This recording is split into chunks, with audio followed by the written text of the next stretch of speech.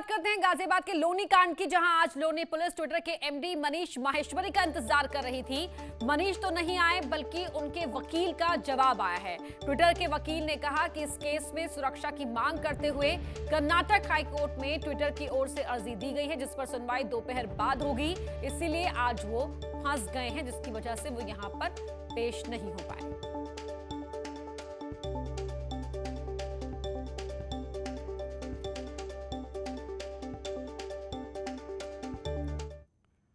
Corona की संभावित तीसरी लहर में बच्चों पर खतरे को ध्यान में रखते हुए सरकार बच्चों की वैक्सीन जल्द से जल्द लाने की तैयारी में जुटी हुई है। इसको लेकर कानपुर में बच्चों पर कोविशील्ड वैक्सीन का ट्रायल शुरू हो गया है। इसी कड़ी में कानपुर में देश की पहले सबसे छोटी बच्ची पर वैक्सीन का ट्रायल किया गया, जिसकी उम्र मात्र 2 साल 8 महीने है, जिसे कल वैक्सीन लगाई गई। पहले दिन कुल 5 बच्चों को वैक्सीन लगाई गई। जिन 5 बच्चों पर वैक्सीन का ट्रायल हुआ है, उनमें 3 बच्चे कानपुर नगर के, जबकि 2 बच्चे कानपुर देहात के हैं। वैक्सीन लगने के बाद उनकी लगातार स्क्रीनिंग की जा रही है। फिलहाल अभी तक बच्चों में किसी भी तरह की कोई समस्या देखने को नहीं मिली है। वहीं वैक्सीन का ट्रायल करने वाले डॉक्टर प्रोफेसर जेएस कुशवाहा से न्यूज़ 18 संवाददाता अमित गंजू ने बात की।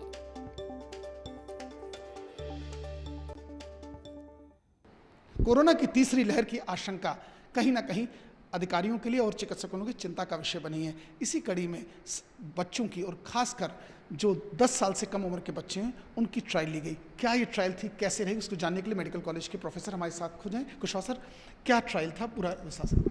हमारे यहाँ बच्चों को ट्रायल कोवैक्सीन का चल रहा है, जिसमें कि 3 भागों में बांटा गया है। 12 से 18, 6 से 12 और 2 से 6। 12 से 18 में 20 बच्चों को दिया गया, 6 से 12 में 20 बच्चों को दिया गया और 2 से 6 वाले में 5 बच्चों को कल दिया गया है।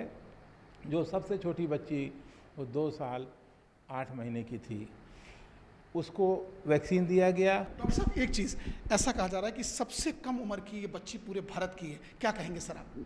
देखिए, हमारे सेंटर में जो यूपी में अकेला सेंटर है, जिसमें कि ये 2 साल 8 महीने की बच्ची के वैक्सीन दिया गया है। देखा है डॉक्टर कुशवाहा, जिनका साफ कहना और मानना है कि कोरोना की इस लहर को रोकने के लिए जहां एक और बच्चों पे इसका कोई इम्पैक्ट ना हो, उसकी ट्रायल की शुरुआत हो चुकी है। और भारत की, इनके संज्ञान में भारत की सबसे कम उम्र की बच्ची, जिसकी उम्र 2 साल 8 महीना कुछ दिन है, उस पर ये ट्रायल लिया गया और उसे कोई साइड इफेक्ट नहीं हुआ और वो सकुशल अपने घर चली गई। वीडियो जर्नलिस्ट आशीष पांडे के साथ अमित गंजू, न्यूज़ 18 कानपुर।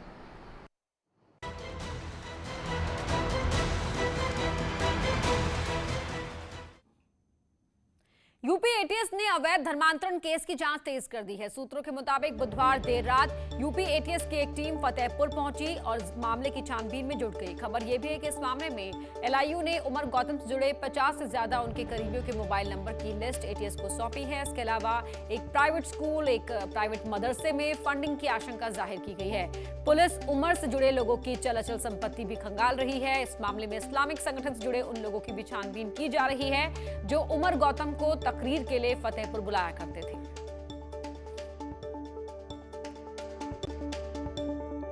धर्मांतरण मामले में यूपी एटीएस ने अपनी जांच तेज कर दी है। सूत्रों के मुताबिक देर रात एटीएस की टीम फतेहपुर पहुंची और आरोपी उमर गौतम से जुड़े तमाम लोगों की चल अचल संपत्ति को खंगाल रही है। सूत्र तो यहां तक बताते हैं कि फतेहपुर जिले में 2 मदरसों में फंडिंग की भी बात सामने आई है। फिलहाल यूपी एटीएस के अलावा लोकल पुलिस और आईबी भी पूरे मामले की छानबीन कर रही है। वीडियो जर्नलिस्ट मनीष कुमार के साथ डीएस यादव, न्यूज़ 18 फतेहपुर। धर्मांतरण केस में एक और खुलासा हुआ है। फतेहपुर के नूरुल हुदा स्कूल आता था उमर, हिंदू बच्चों को पढ़ाई जाती थी अरबी। हिंदू देवताओं के अपमान का भी आरोप है। महिला टीचर ने पुलिस को भी दी थी शिकायत। टीचर को भी इस्लाम अपनाने के लिए लालच दिया गया। नूरुल हुदा इंग्लिश मीडियम स्कूल का ये मामला है, जहां एक टीचर ने पुलिस में शिकायत भी दी थी कि वहां हिंदू बच्चों को अरबी पढ़ाई जाती है और साथ ही महिला टीचर को इस्लाम अपनाने का लालच भी दिया गया था।